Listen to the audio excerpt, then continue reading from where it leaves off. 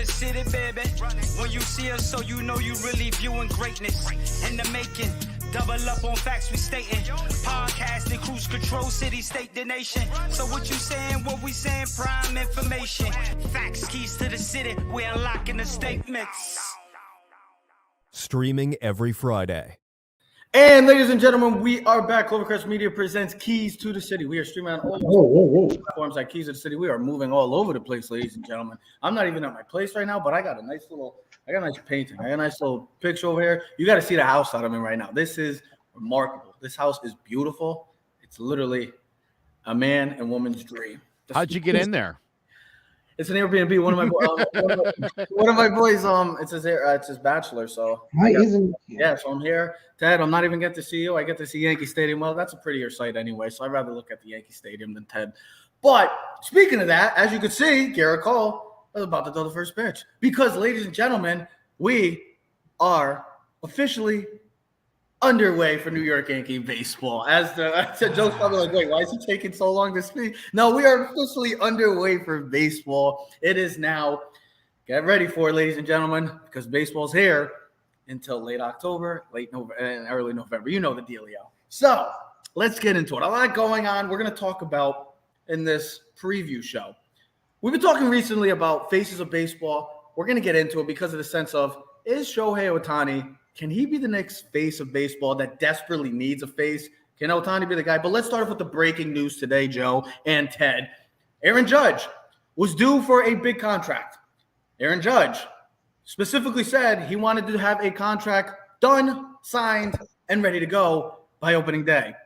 Well, as you can tell, the New York Yankees are playing baseball right now, and Aaron Judge doesn't have a new deal. Rejected an 8-year reportedly 8-year, $233 million contract from the New York Yankees.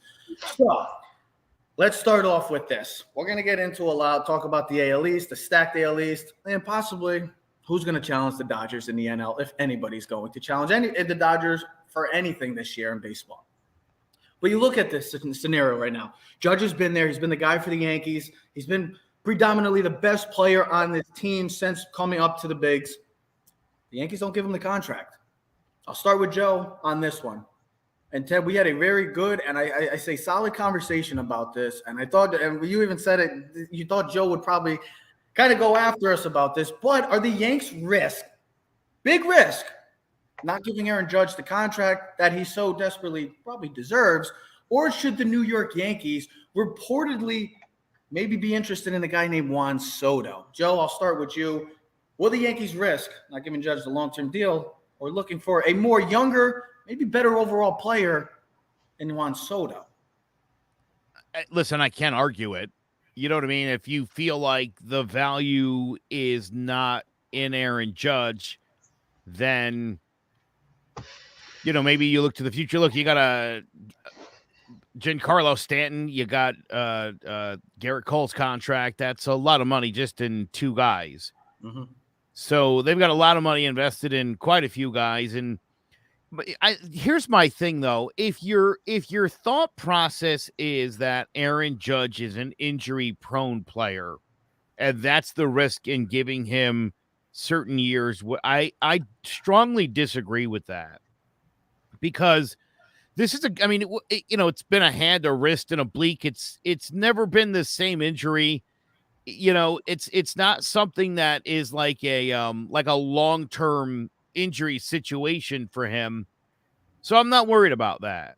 I'm more worried about Elise Severino as far as health is concerned, because you're seeing the same thing year after year. That's concerning. That looks like there's a particular issue there. But with Aaron Judge, it's, you get hit by a pitch, you break your wrist, you're out for 2 months. That's not injury prone. That's bad luck. When the guy's in there, he's one of the top 5 players in baseball. Yep. Juan Soto's also one of the top 5 guys in baseball, and he's significantly younger. So, again, it's like, I don't know if I'm I want one guy or the other. Then you can lock that guy up and then tell the other guy to take a hike. Joe, call me crazy. Hold on. Soto could be a judge. Joe, call me crazy, but I said this to Ted. I believe, and I strongly believe, Juan Soto is the best player in baseball. I truly believe that. I know Mike Trout, people say Mike Trout, Ohtani, guys like that, they're going to be legit, and we understand that. But to be honest, I think from top to bottom, overall skill set, offensively, plays solid defense, maybe not a better defensive outfielder than Aaron Judge is, I'll give him that. But hitting, he hits for average, he hits for power, he gets on base, his OPS is ridiculous. He delivers in the postseason. We've seen that before. I'm taking Juan Soto, to me, as the best overall player in baseball. So if you can get a guy like that, plus he rejected that 10-year $330 from the Washington Nationals. So what does that mean? Joe's going down. Joe's going down. The camera's going down. What's going on? Yeah, I'm about to say, why are we so close to each other? Joe, what's going on? Focusing on? That's my Aaron Judge plaque right up there. But I love the guy. I wanted to say, hey, Cole already gave up a 2-run home run. Really? Jeez, that's really how the season started. Wow, that really started. That really started off quickly for the New York Yankees and Boston Red Sox. To the Red Sox. Can we talk about bringing sticky tack back to baseball? Because I thought sticky tack. We need it back. It was great. Yeah, hashtag bring back sticky tack. So, what's your take on this? All right, so we had a great discussion yesterday about this, right? So we went to the baseball reference because I know Joe loves to like. That's Joe's go-to. So listen, Aaron Judge last year played in 150 games. Soto played in 151. We looked at it, right? We were trying to compare. Judge had like 9 more home runs. I think it was like 39 to 29, maybe. So that's 10. Duh. All right, but Soto led the league in walks. All right, he doesn't strike out much. He leads the league in on-base percentage. Now, that's key, right? We don't want to – something that you, me, and Joe have talked about since we started this show, 4 years ago, and we started talking about the Yankees on a consistent basis was the problem with the Yankees is it's all or nothing, right? It's home run or strikeout. We don't have enough guys that put the ball in play. Now, Soto, he puts the ball in play. And if he doesn't put the ball in play, he gets on base. I'd have no problem losing 5 to 10 home runs if you're on the base 2-3 times a game with walks. I think he had over 130 runs scored last year. I think it was 111, but he had more runs scored. He's a 301 lifetime batting average since he's played in the leagues. He's 6 years younger than Judge. So listen, I'm not saying I want to get rid of Judge. That people who I sent this on to all the share to the Yankee groups are probably going, "What's wrong with you people? You're Yankee fans. Why would you not want Judge?" I want Judge, but I want Judge under my terms, right? You know, he played in a full season last year. He's an exceptional player. Joe is completely right. When he's healthy and he's on the game, he's one of the 5 best players in baseball. Add pitchers, hitters, he's one of the 5 best. He's an outstanding defender, and other than Stan, he's got the most power in the league. And he can hit for average, too. His only problem is he strikes out a little bit too much. But you know what? That's what baseball is, right? All the best players seem to strike out too much now. It's part of the game. My only thing is this. We just looked at the thing. 8 years, $230 million. That's what Cashman said that the Yankees offer him. I think that's a fair deal. 8 years is a lot of time, boys. It's a lot of time. And Joe, like you said, considering you have Cole and you have Stan and you have DJ for another 6 years, right? You know, you don't really want to start investing 8, 10 years. I mean, listen, if we've learned anything in baseball the past 5 to 6 years, it is don't invest 10-year contracts plus to guys that are over 30 years old. I mean, we saw how the Pujols deal went, right? I mean, if you're going to invest a 10-year deal, do it to like a Wander Franco who's 22 years old. Do it to a Fernando Tatis, which who knows how that pans out because right now that guy can't stay on the field. Do it to a Juan Soto who's 24 years old. That even if you gave him 12 years and $400 million, he's still only 36. I mean, you're still talking the next 5 years prime player. I want to keep Judge, right? Judge is important to the Yankees. You look at this.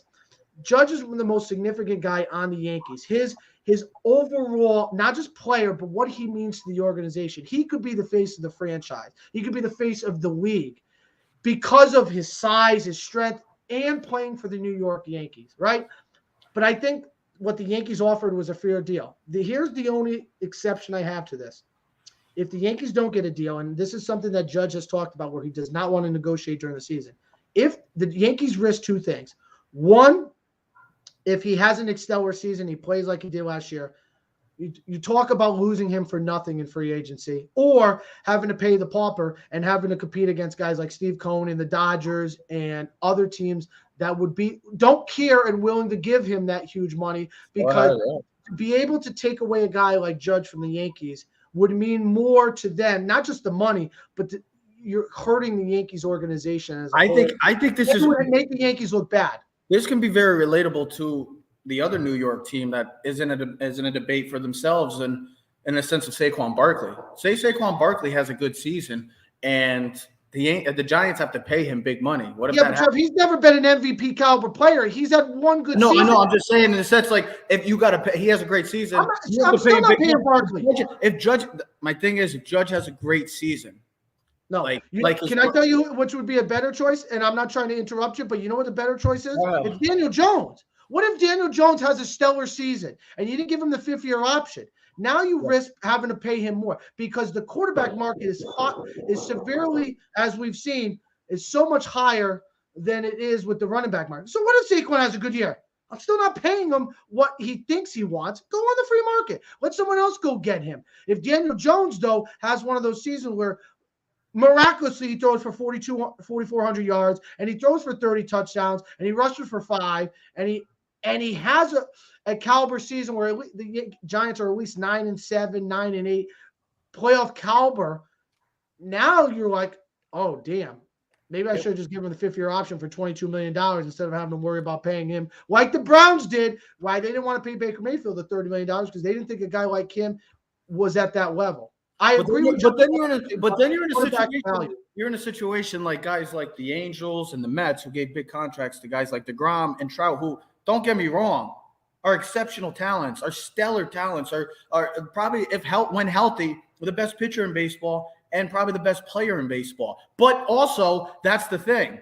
They don't get healthy, but they got that big contract. So the Angels and Mets are forced to make decisions and are in a tough predicament because of the factor that you have to take in consideration the whole health situation. And those guys, I know people like to say Judge is injury prone. Well, Jacob deGrom is not pitching again. And Mike Trout, we all know, is probably due to get another injury throughout this season. So what are those guys? Do those guys get a pass? Because, it's Mike Trout and Jacob deGrom, and he plays for the Yankees, and the others play for the Mets and the Angels. It's just got to have the same agree. You got to stay with it. You got to stay consistent with that. I would say Alex Rodriguez twice is probably the only guy who's gotten one of those $250 million 10-year kind of deals where it paid off. Prince Fielder is obviously a guy who jumps to mind. Ryan Howard. Yeah. Jason Bay got a ridiculous contract that he didn't live up to. And so this whole lockdown had as much to do with that as it did with anything else.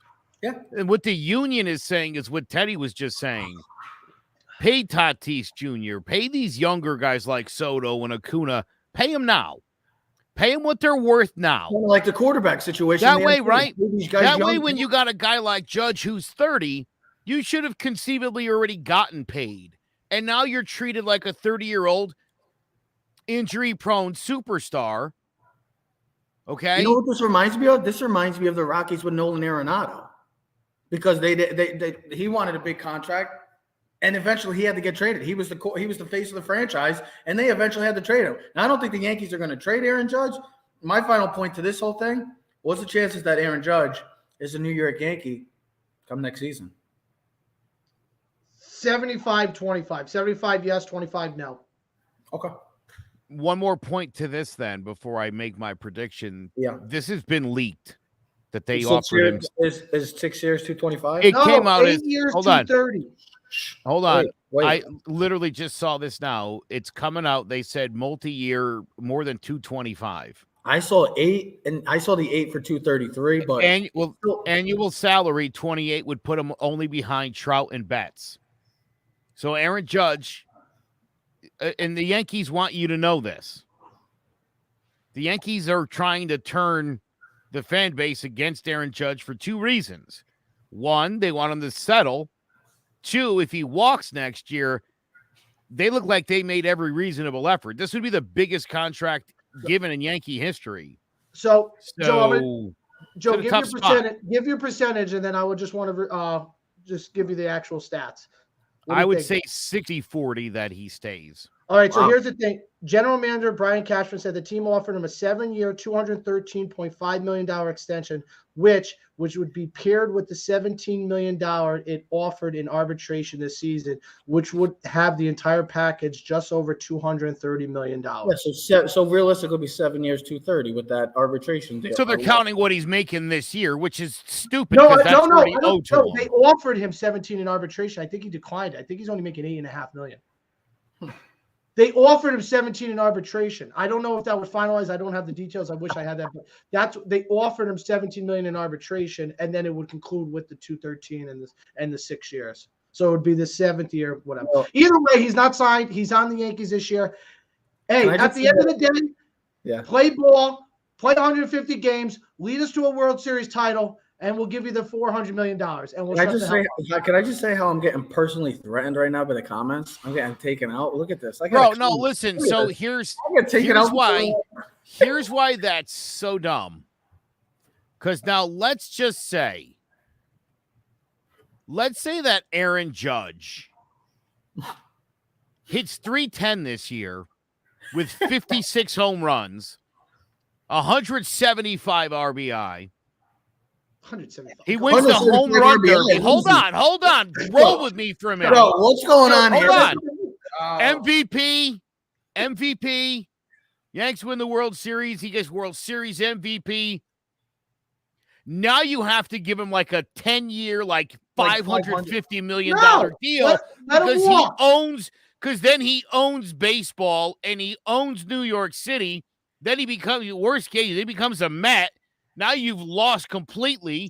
So Ted, you can't do it. You got to sign him now, or you got to move him. That's it. No, let him walk then. Let someone else give him 10 years and $500 million.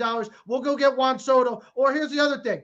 You know who else just rejected contracts? Xander Bogaerts and Rafael Devers for the Red Sox. So and guess what? Come on over, boys. You want to come play? You want to be my shortstop? You want to come play some ball? We got some room. Ted, here's the thing. We don't need shortstops. We got like shortstops. Yeah, and not for nothing. I remember when Wade Boggs came to the Yankees, and people just could never feel right about that. And now you want half of their infield, and you want Judge to walk. What's wrong with you? We brought Tommy Damon. We brought Clemens. We brought Kevin Youkilis. We brought Millar. We brought all those idiots over. They all cleaned their face off. And they all played for the Yankees. All right, let's.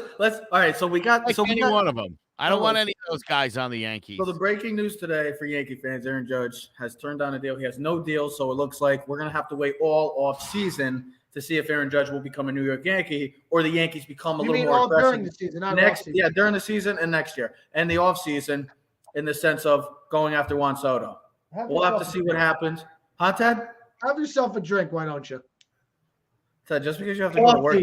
He goes, we got to wait the whole offseason. We just started baseball. He's talking about the offseason, Joe. No, I guess we don't mess up. We got to be like Ted and never mess up. Kid wears a basketball jersey on opening day, Joe. Can't even wear a Keys to the City shirt. He wears a Duke basketball. How you doing, Coach K? Go to the offseason. Coach K. Duke. Hey, these are the colors. Look at the colors. The colors are Keys to the City. Come on. They're the same colors. Come on. You're not even wearing the colors. Yeah, we're in Yankees. I get them. You're not even wearing the colors. It's 3-0 Red Sox. Oh, God. All right. Joe, might as well, since we're talking about the 3-0 lead, and let's get into it. We'll continue with the Yankees talk because that's just going to branch off of what we just talked about. Yes, and Joe's already. Game 1. Can I get into this? Hold on. Game 1, inning 2, and Joe's already got a headache. All right. So can I say something? Go ahead. Take it away. The biggest key for the Yankees this year is Elise Severino. If he can pitch like an ace, the Yankees would have one of the best 1-2 punches in the game. The problem is when Joe was starting the show off with you, he was talking about Severino's consistent injuries, and it's a legit problem. It's the same injuries too. Listen, do I think the Yankees have enough pitching? Yeah, they got through it last year. I think if they can do it again, and I know they're probably going to make a move. Their bullpen is still strong. They didn't lose anything in the bullpen, all right? Their starting pitchers. Here's what I look at in the pitching. With everything that transpired last year, guys like Luis Gil or Heel. Damn, please don't insult me, please. But the young pitchers that came up and participated on the Yankees last year. Joe, we don't need that negativity. Got valuable time and innings. Deivi Garcia, they tried to change his pitching style last year, his throwing motion. It threw him all off. He went back to his original throwing, pitching. Stop doing this. You're killing me. Are you getting distracted, bro? Come on, man. Dude, this man is still – we've been doing this for 4 years, and you still get distracted? What are you, I'm trying to read as I'm talking what you think. I'm thinking you're being – Wait. You said you're trying to talk, but you get distracted by the little thing in the bottom? Be better. Yo, hold on. Hashtag be like Trev and continue. Okay. So, guys, like in the offseason, but no, Deivi Garcia, he looked better in the spring. Luis Gil, they have a lot of the younger guys that had valuable innings last year. So if we need to bring a guy up, I have no issue with that. I have a lot of confidence in the young pitcher. I think the pitching is legit enough behind Cole. The problem is it's not the names that we as Yankees are used to seeing. You know, James Talon coming off injury, Severino coming off it. Can Nestor Cortez continue to wheel and deal as a consistent starter for the whole season? And is Cole going to pitch good enough and be worth the contract, because he has not been the same since the sticky stuff, as Joe was talking about in the previous message. Joe, take it away. Rizzo just got him back too, so Yanks down 3-2. Oh, it's 3-2 now. It is. Yeah. You know, I do have my fantasy baseball draft, which I fell asleep during, but actually it turned out really well. Can I ask how? I'll tell you after the show. Long story, really bad. But anyway, dude, once you can't fall asleep during a fantasy draft. That's like it was a cardinal rule. An auction draft as well. That's yeah. I'll tell you, it's a funny story. I'll tell you later because it's great, and my team actually turned out great. But cool. You know, Garrett Cole went for like $58. I dropped out at $45. So let me ask you that then in the standpoint, and we'll get back to this question. Who was the highest? Like, what was like the range for like Acuna or like a Soto or something? Like what's like 70, 75? About 70. Yeah, I think 70 was the top. What does Ohtani go for? Probably 70, right? No, somebody still has him on a keeper, I think. Somebody still had him. Yeah, I got Juan Soto on for the season for $4. He's a keeper still. Yeah, so again, at some point he'll be free and he'll be worth $75. But for me, I have a lot of concerns about Garrett Cole, just like I do about Jacob deGrom and Max Scherzer. Okay. Did it start because of when you saw the last time? Well, let's think about it. The last time we saw Garrett Cole pitch was against the Red Sox, was against in the wild card game, and it wasn't his best. No. So does that concern you? And I know he kind of struggled down the road. We've seen a lot ever since that whole calling out of the sticky tack situation. We've seen a lot of his not best as a Yankee. You know, this hasn't been the guy that was in Houston. And we know what was happening in Houston on many different levels. That's true. So it's true. You know, the Yankees, they're going to have to. I would say this. You know, I don't expect that Garrett Cole's going to have an ERA under 2 and that he's going to win 20 games.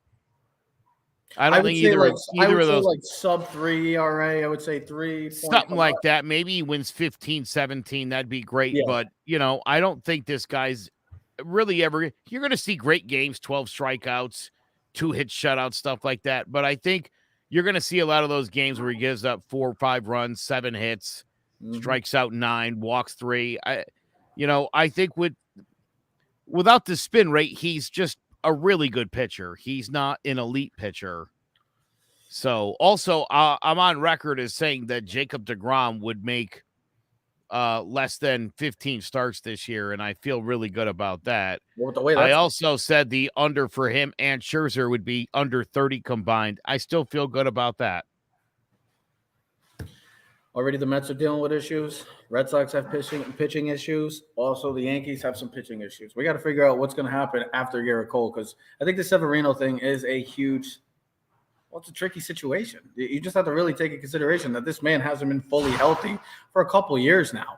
And this was a guy that looked like he was going to be the guy going forward. Before Garrett Cole was a New York Yankee, we were saying Elise Severino was going to be the guy. And that's frustrating because he has the stuff to be the guy. And he has the stuff to be an ace, a true ace in this league.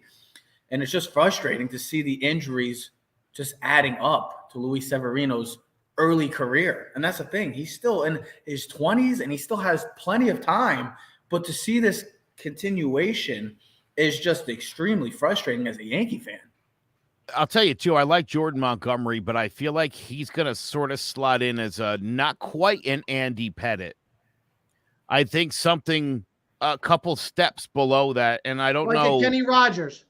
Like a Kenny Rogers. Maybe a little better than Kenny, but not quite Jimmy Pettit. Jimmy Key. A Jimmy Key. A guy who's going to Mike consistently Hampton. He's never going to blow you away. He's going to win more than he loses. His ERA is not going to be spectacular, but you know, it's can he get a little bit better? Because if he can, that really would help this rotation out a lot. I still have big concerns about Jameson Tyone or whatever his name is.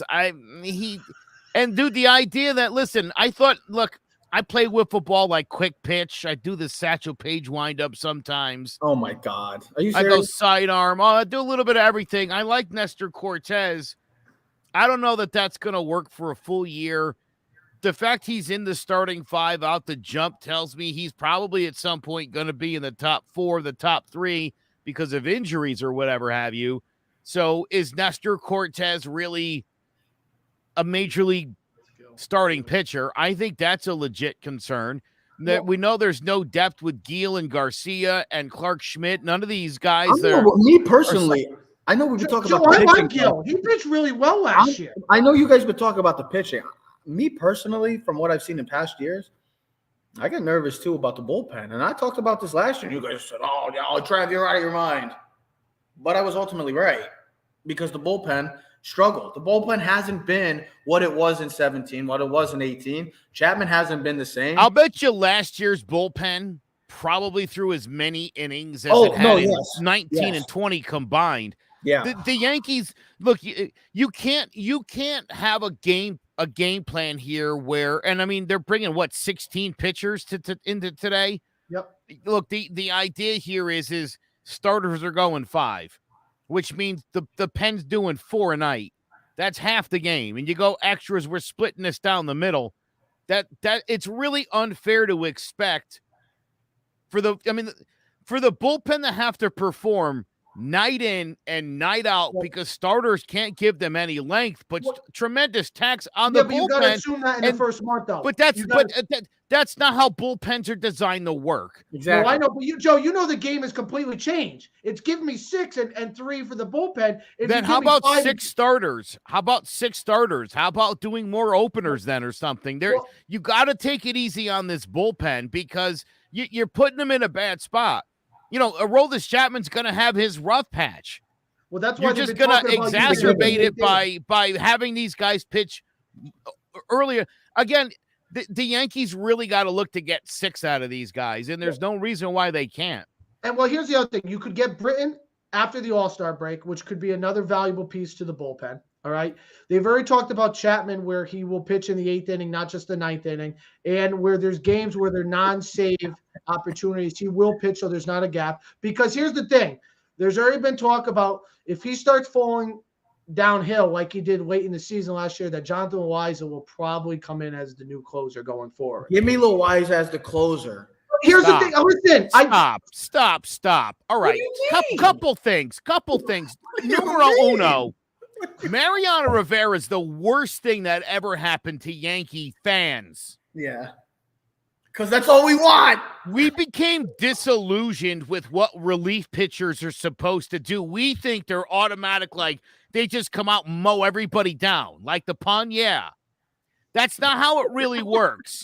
Like the pun? Yeah. You literally watched the greatest one of all time, and that's the standard that we all have. Hey, we're spoiled. No, I don't have that standard. I mean, yes, you do. No, because Kelly Jansen is going to see this. See you later, Dodgers. That's Teddy. Think about Jeff Nelson. Jeff Nelson. I remember him 7th inning stand in the 8th. What a fantastic! What a fan! He was not great. He never made an All-Star team. He was great for the Yankees. I didn't say he wasn't great for the Yankees. Well, you didn't never made an All-Star team. He was never perfect. He never just came in and mowed guys down. He did make an All-Star team. Slow down. No, I'm telling you, he Jeff didn't, Nelson. and it doesn't matter. I want to be clear about one thing. Johnny Lasagna is not going to be the closer. Johnny Lasagna. He's not going to be the closer. Let's hold on, you guys. Let's not pretend that this is the Tampa Rays and just anybody's going to close. Doesn't work that way. Okay. He was Tyrod Taylor is not ever going to be the Giants' starting quarterback. He'll start some games. He will never be the Giants' starter. He's beating Daniel Jones. Don't confuse the two. He's beating Daniel Jones out. He's like not beating anybody out. Bridgewater's going to beat 2 out too. Tyrod Taylor could win the starting job this year and start all 16 games. Yeah. He's still not the starter, right? That just means they're drafting somebody next year. Of course. So right. Let's. This is where we're at. Aroldis Chapman is making $1 zillion. That's the closer. This isn't up for debate. It's not going to be, what does Johnny Lasagna make? $650K? No chance. Aaron Boone has already said it. They won't use the line. No chance. Hold on, Aaron Boone is a liar. Can I ask you something? Why do you not like Jonathan Loaiza? No. Why do you call him Johnny Lasagna? Because I love that name, Johnny Lasagna. But Lasagna's good. Stromboli better. Stromboli's better. Lasagna's good. Yeah. Chapsticks are no Listen. good. He's a fantastic 7th and 8th inning guy. They can continue to develop him. He'll close more games. You don't think he can ever transition to the closing role if Chapman is continuing with those struggles, though, all kidding aside? Well, what was I just saying? You can transition him into becoming – he got some saves last year. You can continue to work him in and get him into the high-leverage situations. That's great. It only makes your bullpen better. I think the Yankees should focus more on matchups. Okay. I want to roll this Chapman to pitch the 8th inning sometimes because that's the heart of your order. And then Johnny Lasagna can face the bottom of your order and get the stupid save. I don't care. I want to value holds and saves the same, but I want to leverage Chapman where it makes sense to have a hard-throwing lefty. And I want to that makes way more sense for the Yankees. And the way bullpens are evolving, it would only make sense for the Yankees to smarten up here. Well, I'm glad there's times where you're going to use these guys out of order. Aaron Boone has to be able to have the wherewithal to figure out how to do this right. It can't be reactionary. It can't be, well, Chapman can't say, well, we'll put him in high leverage situations in the 8th inning. Mm-hmm. That's even worse. Now you're down in the 8th inning instead of the 9th. So he's got to worry about matchups. I think he can use these guys in intermingle. And then when Britton does come back, again, now you've got 3 different guys who you could comfortably put into the 9th or use in the 8th or break them up because you got lefty, righty, lefty. So the Yankees have options. I'm glad you brought that up because I want to get to my next question and next point about this. And this was a question from Ted, and I think it's a very solid question. I want you to put it up, Joe, currently, because I'm going to word it a little differently in this sense. It's about the wild card game. I know it says about the Yankees, and I know it says about the AL East. But let's talk about it because we've been talking about the Yankees so much. Let's talk about it from the entire league standpoint of this whole new change. And you just said the word evolving. Well, baseball is trying to evolve in this sense and to try to add, I don't know if it's more of like a participation game now, but adding more teams to the playoffs. We're down now. We have 7 teams. And I know this question says about the AL East, but this is Yanks. But I want to talk about the overall picture of baseball. Is the extra wild card game good for teams? And you were just talking about the bullpen. And Ted, we talked about this yesterday, how this could affect teams around the entire league, bullpen-wise hitting. And what did I say? I said, to me, in this scenario, it hurts teams, hitters more than it would hurt the bullpen. I feel like if you're a team like that's fighting, and I'm going to word this is, if you're a team that's fighting, kind of like in the wild card position, but you're a team like the Dodgers or like the White Sox. Let's put the White Sox in this situation because it looks like the White Sox could run away with the AL Central. I don't think that's a very good division. Maybe the Twins could have a different say. They've been very aggressive this entire offseason with some new additions. But a team like the White Sox, and you got a team like the AL East, any 4 of those teams, the Yankees, the Red Sox, the Blue Jays, and the Rays kicking the crap out of each other for 56 games altogether, because that's how many games they're going to play each other. They're going to play 18 times. Yeah, we don't count the Orioles. We don't count the Orioles. They're already out of the. They're already waiting for the draft next year, which is fine. They're in rebuild. But for a team like that, and a team going against like a White Sox team that has plenty of rest, but a team like the Yankees or Red Sox who are fighting to get into the wild card game, I think in a situation like that, it would hurt the hitters more, because if you're a hitter that's hot and you take a break going into the playoffs, like a White Sox, you're taking that rest. The worst thing that could happen is you go cold. Or pitching, I think if you have that pitching going, you're just going to have those guys going nonstop. And I think I'd rather be a team, and you said it too, Ted, would you rather be a team that's fighting every game? Or would you ever rather be a team that is like the Dodgers, who I think are going to take control of the NL West, where they're having rest? I'd rather be that team that's fighting, because they're always staying hot. They're always paying. Yeah, but I also think it determines on what team it is. Where if you're the White Sox, say you're a team like the White Sox or the Dodgers. Let's say it's not the Dodgers, because all those hitters, say they just go cold. Freddie Freeman goes cold. Mookie Betts goes cold. Bellinger, who's been cold. Max Muncy. I'm just naming all the guys that have been on this roster that say they go cold, and they have a game, they have a series, and they just can't get back to form. They're out. Like, I'd rather be the team that's fighting throughout, because it's do or die no matter what. Okay, so here's the thing. So I understand the overall thing, and I'll let Joe take it. So here's what I think. I think there's positives and negatives to everything in life, right? It's got to balance out. As an overall baseball standpoint, I know some people are like, it's stupid. Why have an extra team? It diffuses the product. I don't think it diffuses the product. Well, the NFL. You got to listen. First of all, you got to look at it from the MLB side, the product side. It's good for baseball because it adds an extra team. Now, what does that do? It adds value to the extra team. It brings in revenue. It adds more money to the TV contracts, which in doing so brings more money to the players. All right. Well, at least that's what the players are hoping for. That's part of the contract negotiations. You're going to add more playoff games. We want more. We want more percentage of the revenue. Right. You're going to playoff money. Stadiums will be filled. That's more revenue. That's good for baseball. Here's the other thing. You get an extra team in the playoffs. That's good for baseball, right? You get that extra team. Say the Yankees were the one team that wouldn't make the playoffs this year, right? But now because of the extra wild card, they're the extra wild card. That's good for baseball, right? The Cardinals slip in, right? In that division, having Pujols and Yadier Molina and Wainwright for another, that's good for baseball, right? I think if the Mets get in, slip in as a wild card, that's good for baseball. I think overall having an extra team. I think there's a point in contention where like too much is too much and too little is too little, but I think this could work. I think this could really work. The negative part, though, is what, Trev, you were getting at. How does this affect certain teams? Because I think it's all different. I think like the White Sox, I think it could be bad for them having the bye week. But hold on one second. And the reason why I keep saying the White Sox is I believe that's one of the easiest. I think they're going to run away with the division.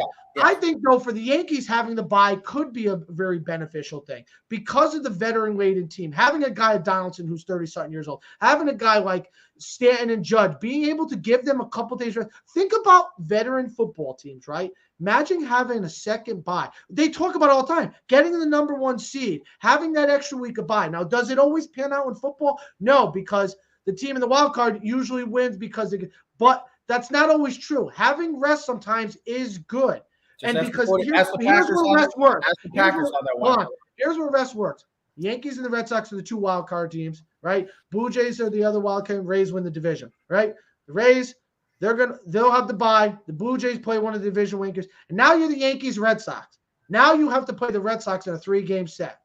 As a Yankee fan, do you want to play that game? Do you want to play those games? And having to put all your money in, because here's the thing, you have to win that series, okay? Then you got to go play the Rays or the Blue Jays or the Astros in the second round. You've already used Cole and your bullpen. You've beaten them already up. You already went 12 rounds. Now you got to go against those guys, and then you still got to get to the LCS, and then you got to get to the – I think it puts a team like the Yankees in a much more difficult hole. If I'm the White Sox, I get the number one seed, I win away with the division. I'm like, you know what, Elise? Go beat up on each other in the first round. The two teams are getting knocked out, possibly. So if that happens, then what happens? Now you're sitting pretty going, all right, now you guys are worn out. I have set my rotation up. I have set my bullpen up. My team is fully rested. I think that could be a very benefit depending on who the team is. Joe, but I said to this question yesterday to the Yankees, could this hurt or help the Yankees knowing the type of team that we have and knowing that the division is the best division in baseball? It's not even a question. You could have 4 teams, again, win 90-plus games. All 4 teams are World Series caliber teams. No division in baseball could say that. This is like the AFC West, where all 4 teams could make Joe, for a team like the Yankees that would have, like, if they were to keep playing, you need to have those, because those guys, we know how cold they can go. We've seen many of times the New York Yankees specifically have gone cold hitters wise. I think if the rest could hurt the hitters. I think the rest helps the pitcher. Yeah, but if you're cold and having the rest, you could change your mind. That's what I just said. Yeah, Joe. Listen, this will vary year to year. There'll be years where you wish, you had a couple of days off to get healthy, and it's going to vary. I'm not worried about that. I do happen to think the whole idea is really stupid. I think if you look at the NBA, which is 82 games as opposed to 162 games, I think what you've seen in the last few years, especially from NBA fans, is that nobody really cares about the regular season anymore. The players seem checked out for most of the regular season. Once you get in the playoff position, it's terrible. Yeah. Now imagine doubling that season, and what do you think you're looking at? It's kind of gonna be a lot of the same thing. You feel like you could take it easy because you get that 162 where, like, yeah, you don't have to start all hot off the bat. Like, you could take your time because it's baseball. Whereas football, you have to get right off the bat. College football and football specifically, you got to get hot right off the bat. Baseball, you can take your time and get into things because you got that long season. That super long grind that ultimately now really doesn't mean anything because, and this is the other stupid part of this. We know how a series works. And we know that the longer a series goes, the more likely you're to see the better team winning. And so in this stupid format of wild cards, you're going to start with a best of 3. You're going to let a wild card face a division winner in a best of 3, which is terribly. It's a 1 game. That should be a 1 game. That's what I'm saying. Again, no matter how you like stack the playing it up, game with the NBA. Yeah, right. You're inviting a lesser team and giving them an easier chance to advance. What's the benefit of being the 3rd division winner? Nothing. That's embarrassing. You're just the 3rd division winner. I won a competitive division. I mean, think about what if the Yankees are the 3rd because the Red Sox are right behind them, Toronto and Tampa. Those are all your wild cards. There should be a more weighted value if all the teams in your division, sans the Orioles, are in the wild card. It'll show. I mean, again, they try so hard to make everybody be involved and to give everybody a chance. No, I think they're trying, Joe. I think try to find the parity, but all you're doing is you're tipping the scales in favor of the poorer teams. I've already laid some money on the White Sox winning this year's World Series because I think they've got it all set up and ready to go for them. Joe, I think it's more about just trying to bring interest back to baseball. Like, you see how the NFL added 7. Who was saying that the postseason was baseball's problem? No, I'm not saying that. I'm not saying that at all. I'm just saying in the sense, like, look at the NFL. The NFL added another 17, and it's worked so far. I think it's been a plus. The NBA. That did nothing for me. I don't have a problem with it. The NBA decided did that really do anything for you? One more game? Were you like, this is the greatest season ever? We got 1 extra game. As a Giant fan, I could have lived with 16. To me, I'm not even looking as a Giant fan. I'm just saying it's more football. So no, I think Joe, he meant playoff game. He meant the extra playoff team, not the extra 17 game. The playoff team, where so only one team got to buy. Again, big deal. Like, I don't mind just because it's extra football, but in the sense of, like, look at basketball did it with the play-in tournament. They added now the 7, 8, 9, and 10 seeds. Hold on. Oh, what's the matter? You don't like being interrupted. Shut up. 7, 8, and 9, and 10. That's what the NBA did. I think this is for the baseball to add this. I just think it's just try to get fans some sort of interest. Like, hey, if you're a fan of the Padres, how about the Angels? How about the Angels? How about a team like the Angels, the Mariners, who the Mariners were almost on the verge of making the playoffs last year. Say, guess what? Now you have an opportunity. Maybe that brings more fans because baseball is just losing interest day by day, and the lockout didn't help. Then you know what? maybe it's also high time that you break out of this regionalism and that the divisions aren't broken up. I mean, the East Coast is more expensive. It's in the Eastern time zone, obviously. And nobody, you know what I mean? West, and nobody gets to see the Dodgers. Right. Team. Look at this. I mean, right. Again, year in and year out, the Central Division is one or two teams, and somebody and another team's either about to start the rebuild, and they're like, yeah, now we stink, and they start trading our veterans, or they're in full rebuild. And same with the West. It's a rotation over there. Every few years, somebody's going to hit the reset button, and someone's going to rise to the top. In the AL East, dude, it's year after year. Toronto's got to pony up a ton of money. Tampa Bay's had to reinvent the wheel over and over again to keep up with these guys. It's very unbalanced. I'll put it this way. And I don't think that's fair at all. The AL East is so stacked, though.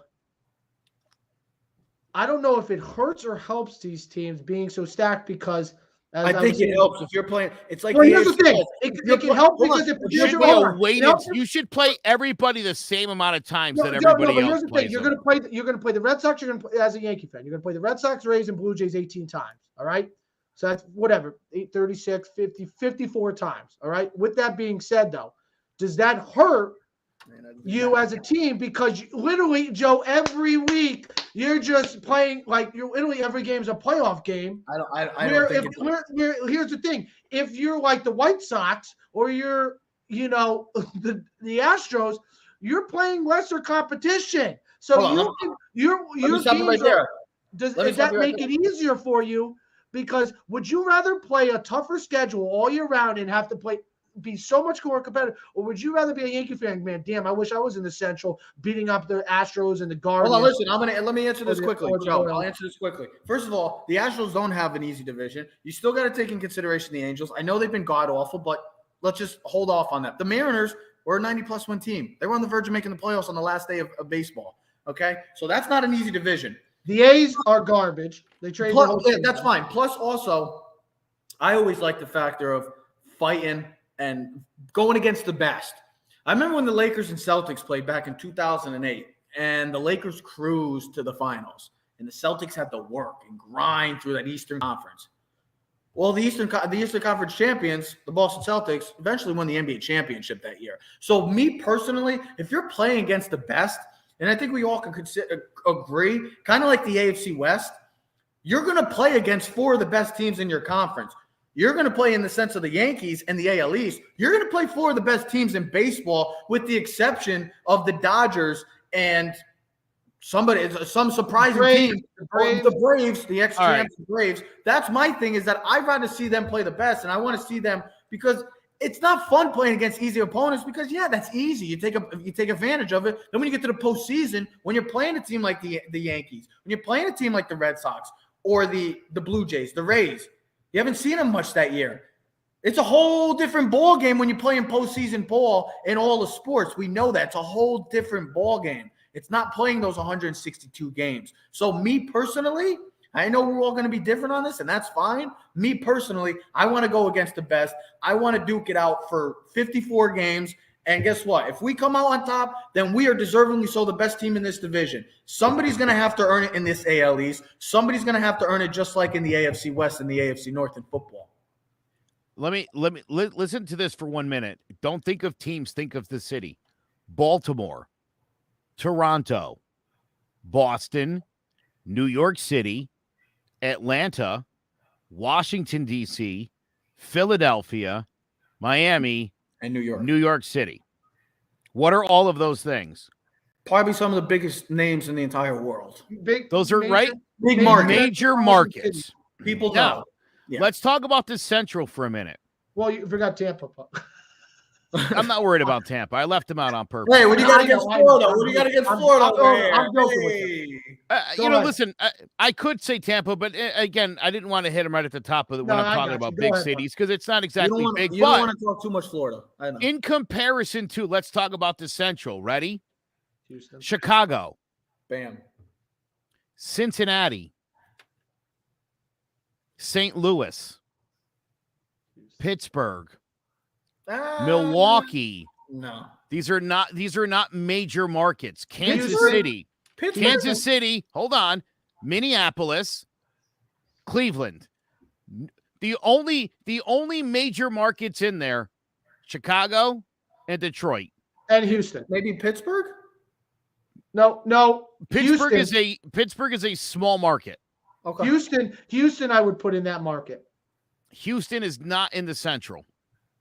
Yeah, they're right down in the Central United States. They're in the West. But they're in the West, which is ridiculous. Now, because, ready for the West, Los Angeles, Oakland, Houston, Dallas, Seattle, Colorado. Colorado passed, but L.A., San Diego, San Francisco, Phoenix. Other than the LA, Central, if you are Detroit or Chicago, you're talking about two major markets, two teams who really have no reason why they can't outspend the small markets they're competing with. And again, this is a prime example where the Cubs are going to run away with it this year. No, the Cubs are going to be awful. Not the Cubs, the White Sox, not the Cubs. But here's the thing. They're going to win the division. Shame on the Cubs. Shame on the Cubs for having a rebuild. Are you serious? Let me tell you something. That team could have re-signed every single one of those guys from the 2016 championship. They didn't keep anybody. I know. They let everybody go. Chris Bryant went to Colorado. Baez is in Detroit. Bro, it's Chicago we're talking about. This is Chicago. Joe, they got Clint Frazier. Acting like they're Pittsburgh over there or Milwaukee, like you got no money. Well, how about this? Cincinnati. You look at that division. Cincinnati had 2 All-Stars on their team, Winkler and Castellanos. They let everyone go on that team. The only person that's there is Votto. They had 4 or 5 legit players. They could have won that division.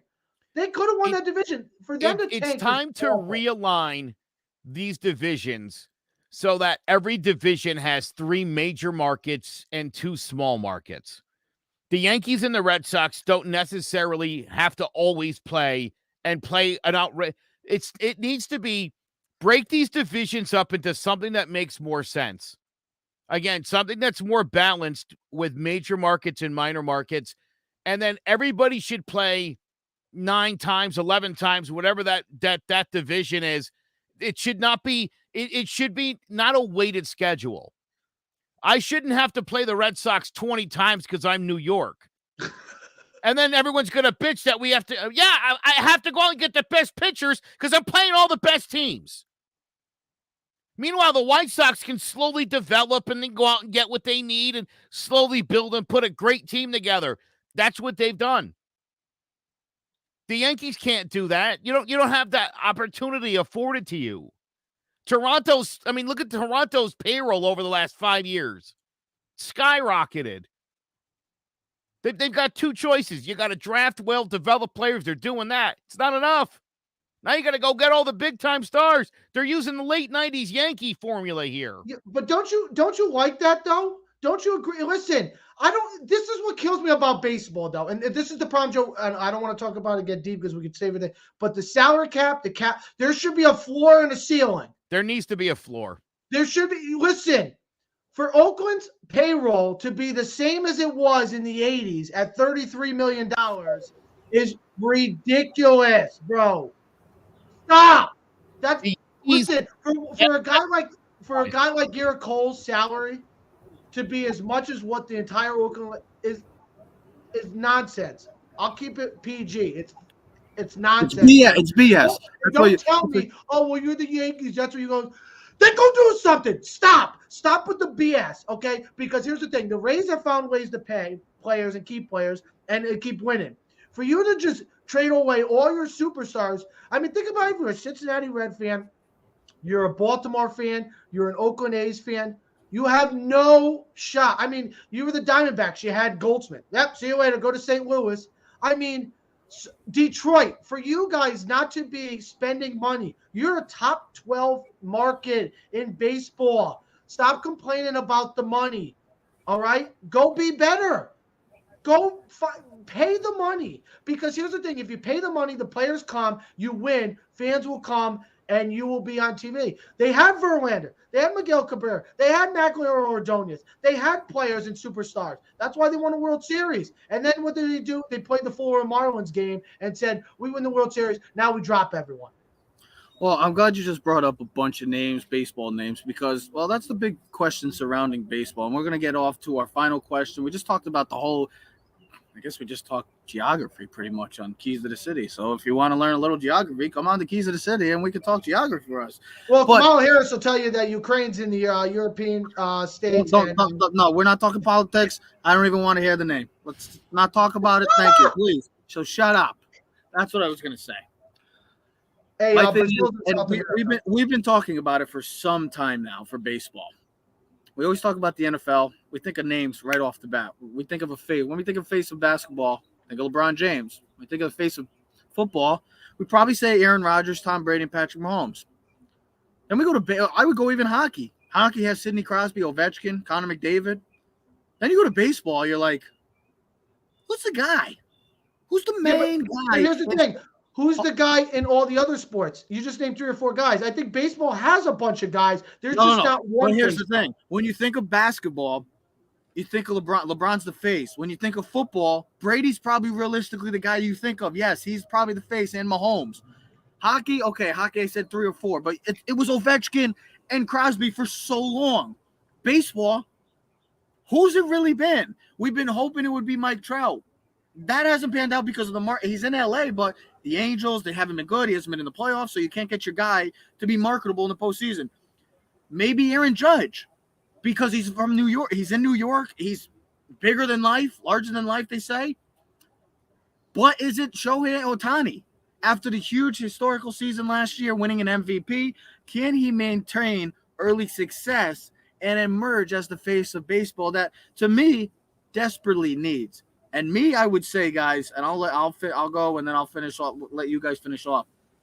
I say he has to emerge as the face of baseball because also he brings the most important value into this whole thing that maybe none other players do. And I think I know. I hope you guys understand what I'm going to say. Is the international aspect. I mean, being an international sensation, that's huge. And look what it does for a guy like Steph Curry, LeBron. They're huge internationally. The NFL, I think the NFL is a little different with that. But when you think of baseball, having a guy like Ohtani, that being from not American, but just at that international aspect, I think that's a huge part into delivering a face of a sport.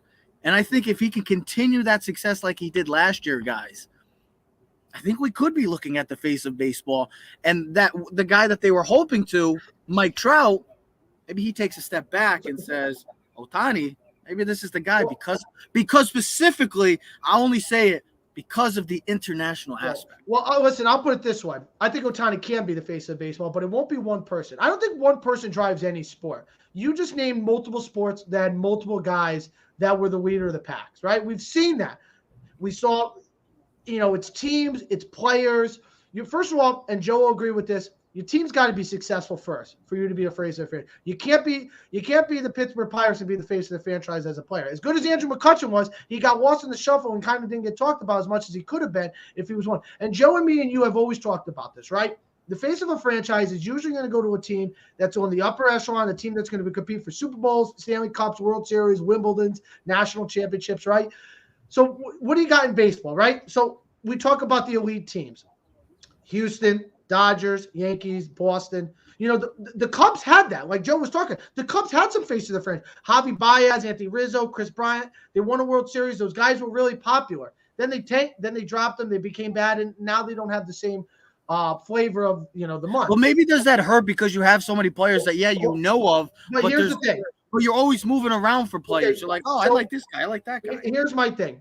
I don't think baseball has a face of the league, but it has exceptional superstars that can all have a piece of the pie that can be it. Ohtani, as you already saw, he's the face of baseball because he's on the baseball game this year. He's the cover of the baseball game, right? So you have to have some sex appeal. You have to be a star to be a cover. We've always talked about like the Madden guy. right? Something that's going to have that type of impact. Sorry, I'm hearing other stuff.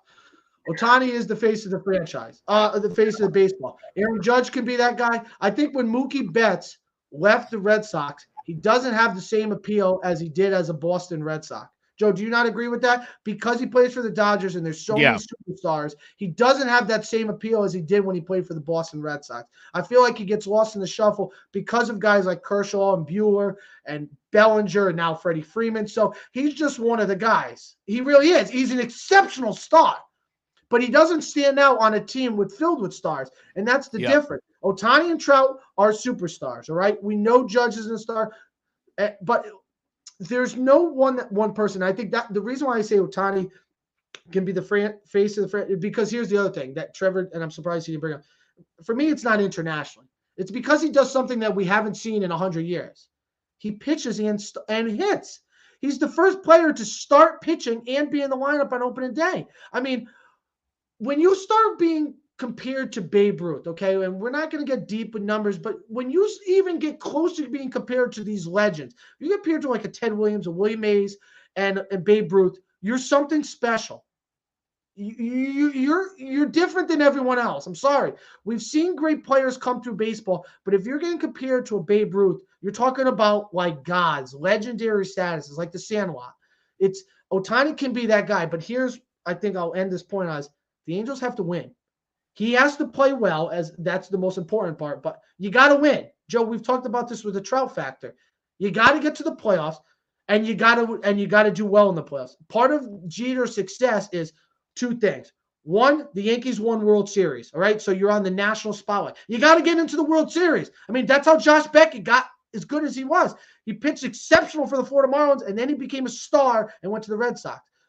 And Jeter played his best ball in the most important games in the playoffs. And that's something that makes you a superstar. And that's how you become the face of the franchise is you do well in the most important games and your team does well in the playoffs. You can't be one and done and you can't be not making the playoffs. That's why like a guy like, and I'll put it this way, that's why like a guy like Joe Burrow could be the face of the franchise. And that's how Mahomes became. How do they do it? They're stars. They're exceptional at their game. And what did their team do? They won. And they got to the Super Bowl. Think about Joe Burrow's status after the Super Bowl. It only got bigger because he was winning. If Ohtani and Trout consistently do not make the playoffs, they will never become the face of the franchise or the face of the league because you got to be in the biggest stage. The playoffs is where everyone tunes in. I still believe, me personally, I still believe that Ohtani could do it because of the fact that I bring in, again, the international part. I think with him being you know how it is with baseball? Baseball produces, that's where the predominant, where all their players are not from America. And having a guy like this that can really take the league by storm and what he's done so far and what he did last year, he can only build off of that. Like, there's no way of him taking a step back because if he does, it'd be a huge hit to baseball. And there's so many great players out in baseball right now. Got guys like Harper, you got Juan Soto, Tatis, Acuna, Ohtani, Trout, Judge, Mookie. You have so many great players. But yeah, it's great to have all those great players, but I feel like you still need to have that guy that baseball be like, yes, when I think of baseball, that's the guy I think of. When people think of basketball nowadays, bam, you think of LeBron, you think of Curry. That's what it comes to. Listen, if Ohtani can get his batting average up, and if he could throw more than 4 innings in a start, and I mean, if he can really give us 3 or 4 years of being a legit starter, like at an all-star caliber and a great hitter, then yeah, I think he can be something special and he could become essentially the face of baseball because he'd literally be representing both sides of the game, pitching and hitting. I don't think he's done quite enough to get all the accolades he's gotten yet.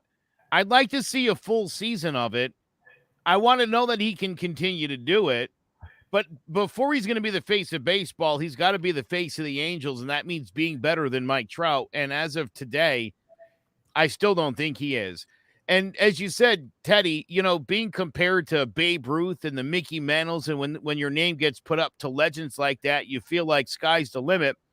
It wasn't that many years ago we were talking about Miguel Andujar in terms of his records up against DiMaggio and Mantle, and Babe Ruth's name came up as far as doubles did. So, again, doing it once, an unbelievable year last year from Shohei Ohtani. Do it again. Yeah. And then we'll talk about where your place is. And then you do it again, and then then we can start to expect it. But he's got to really put it together for a full season first. Because his teammate, to add to that, he's gotten injured a lot. But when he's on the field, I mean, he's been as consistent as it gets in baseball. I mean, he's always in the MVP rate. He's always in top 5. If he doesn't win, he's in the top 3 or something like that. So he's sustained that consistency. Which is why Aaron Judge has every reason to think that he should get something comparable to what Mike Trout got. Hate to say it, but I understand. Guys on the field, he's as good as Mike Trout is. I understand, but that's true. He is as good as Mike Trout because when he's on the field, he does all the right things. He's a great fielder, great hitter, but like Mike Trout, Aaron Judge and Judge has missed less games than Mike Trout has since 2017. Just so everybody knows. Your team also, we said, Joe, your team's gotta make the playoffs. Judge's team keeps making the playoffs every year. But that's huge. Listen, you can't be a star if your team's not in the playoffs, man. Superstars get made in the playoffs. We've seen it in hockey. We've seen it in baseball. We've seen it in basketball. Guys can take that next leap from regular player to superstar with one good postseason. We've seen it before in multiple sports. Carlos Beltran turned that into 6 years and $100 million. Listen, he was a great player for the Royals. Then he got traded to the Houston Astros and had like 12 postseason home runs in like 6 games. And then he got signed by the Mets. Okay, that's what can happen. Trout can't be a one and done. Neither Ohtani. Ohtani's got to come out in game 1 of the wild card and shut it down. And Trout's got to go 2 for 3. And then they got to make it to the LCS. Even if they don't win a World Series, they got to be, because you got to be on the national stage. Because here's the thing. Like playoffs and the Super Bowl, there's only one game on. That means everyone is tuning in. It's like Monday Night Football. You want to play your best ball when everyone's tuning in. No one gives a crap about the 10-15 game on Thursday night. Yes, 100%. You're the best player in the most important games. That's how you become a superstar. That's how you become a legend. That's how you become great. That's what I was going to finish off with is that, I think the part that they're on the West Coast kills having those two guys in the West Coast. Nobody's watching West Coast games. Plus, it's miraculous how much the contracts have gone up from Carlos Beltran. You just said, I don't know what the exact details, but 6 years, $100 million seems so long ago when we thought $100 million was a big contract. Now we're talking 10 years. A-Rod threw everyone off. Yeah, remember when A-Rod? Yeah, it's kind of like the Deshaun Watson. Now all of a sudden, we're talking guys getting 3, 4. Eventually, somebody's going to get that $500 million contract. Who knows? Who will it be? I don't know. But it started off for Ohtani. It was 50% last night. Outstanding from the mound, was hitless from the plate too. So we'll have to see. That's the great thing that comes into consideration for Shohei Ohtani. He can play in the field. He can also pitch. There's a lot going on for him. We'll see what happens with him. But baseball has already begun. What do we got for a score right now, Ted? Still 3-2. 3-2? All right. By the way, ESPN, a lot of hype for a guy that went 0 for 4 at the plate with a strikeout and pitched 4 innings. I mean, relax. He had 9 Ks in 4 1/3 innings. Yeah, great. He threw a ton of pitches, and he only went 4 1/3 inning. That's what analytics kill baseball. Just saying. Well, Joe, these guys, they're like even Cole, they said he wasn't going to go more than 5. Yeah, but I'm saying, listen, but he did that all. Ohtani did that a lot last year where he struck out 9 in 4 innings. And it's like, well, maybe strike out 6 in 8 innings. I'd take that. You don't have to strike everybody out. I think they're just pacing him because Joe, every team is so scared of the DeGrom situation where how much do you pitch them? Where do you pitch them? And with the innings. And yet all the old school guys say pitch them more, not pitch them less. You're babying them. That's what's causing the problems. I agree with that. I agree with you, Joe. Yeah. If the arm's going to fall off, let it fall off. What the hell is an extra 2 innings going to make a difference? Just look at Boston with Sale dealing with that issue right now. It just happens. It's how it is. Real quick, Leo Mazzoni always said too. Look, it's the stress of the pitch. It's not how many pitches. You could throw 80 stressful pitches and be exhausted. You could throw 120 easy pitches and you're in great shape. Pitches are different. games and outings are different. Judge that. Don't judge the stupid pitch count. It makes no sense. Well, that's why playing in the AL East, every pitch is that much more dramatic than playing in the AL Central. We'll see what Again, happens. why realignment needs to happen eventually. We'll see what happens. Game 1 officially was underway last night. Yankees baseball officially starts today. We got a 3-2 game going against the Bo Sox. So we'll see how that pans out. Well, we got 161 more to go. So we'll see how it happens with this crazy, crazy AL East. And let's hope for another great year in baseball. Because for the makings, it looks like it has the potential to be another solid and great season. Baseball's back, guys.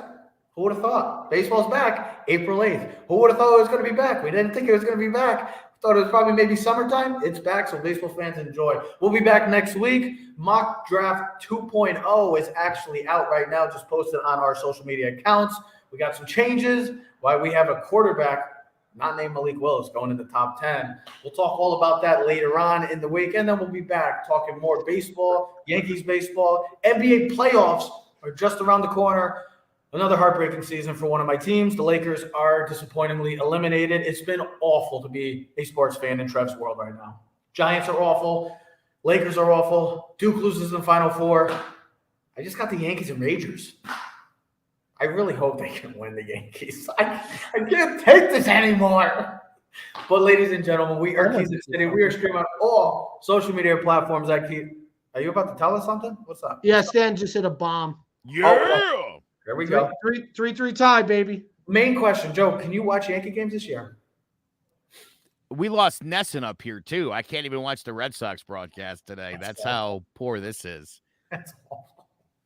You better go get some new station or something, my man. You better get a new Joe, go get the Fire Stick or something. Got to do something. You can't be I missing know. games. But and we'll talk about games. They want baseball people to watch baseball games. Well, stop making it inaccessible, Yankees. I know. Jesus. So ridiculous, man. Yes. Amazon Prime, we lost 20 games on Friday nights. What kind of crap is this?